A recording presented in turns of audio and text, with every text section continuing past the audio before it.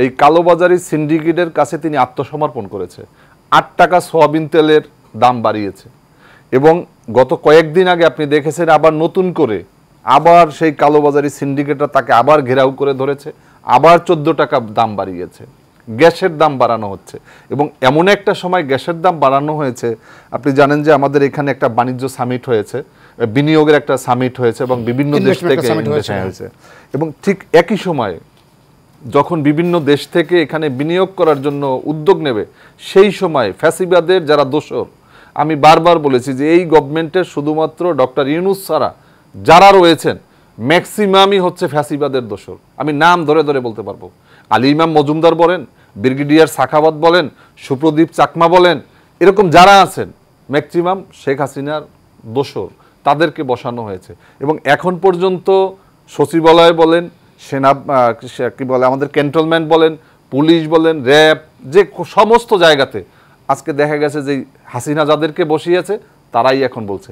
এখন পর্যন্ত আমরা পুলিশ বাহিনীকে আমাদের কাজে গতি নিয়ে আসতে পারি নাই, একমাত্র কারণ যে এই সাবেক স্বরাষ্ট্রমন্ত্রী আসাদুজ্জামান কামালের বিভিন্ন দায়িত্বপ্রাপ্তরা এক একজনে এক একটা বিভাগকে এখনো কন্ট্রোল করছে, তারা ফোন দিয়ে তাদেরকে তদারকি করছে এবং তাদের হাতে নিয়োগ। এই জন্য আমরা কিন্তু প্রশাসনের সমস্ত জায়গাতে কিন্তু এখনো কিন্তু তালগোল পাকানো।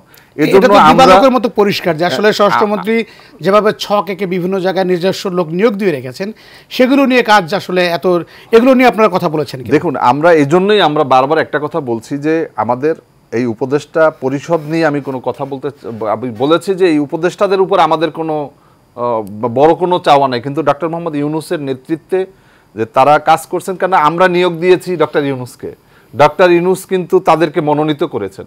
আমাদেরকে তো কাউকে জিগায় না, না বিএনপিকে, না জামাতকে, না লেবার পার্টি, না গণ অধিকার, কাউকে কিন্তু জানানো হয় না যে কে নিয়োগ দেবে। আমরা একদিন গিয়ে কিছু মানুষের ওতের সময় আমরা ছিলাম, এখন দেখা গেছে যে এক একজন এক এক চিপা থেকে তাদেরকে নিয়োগ দেওয়া হয়।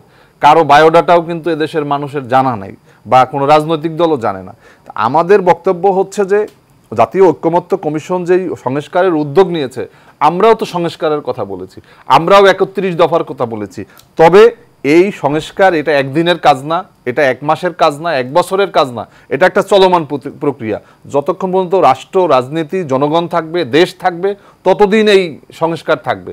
এই সংস্কারের জন্য, এই রাষ্ট্রের এই যে সংবিধান সংস্কারের জন্য অধ্যাপক আলী রিয়াজ ১১৭৭ পৃষ্ঠা সুপারিশ করেছেন। আমি ধরে নিলাম যে ১১৭৭ পৃষ্ঠাই আমাদের পরিবর্তন দরকার। এই পরিবর্তনটা করবে কে? এটা করার জন্য তো একটা নির্বাচিত সরকারের দরকার এবং ডক্টর মোহাম্মদ ইউনূস তিনি বলেছেন যে বাংলাদেশে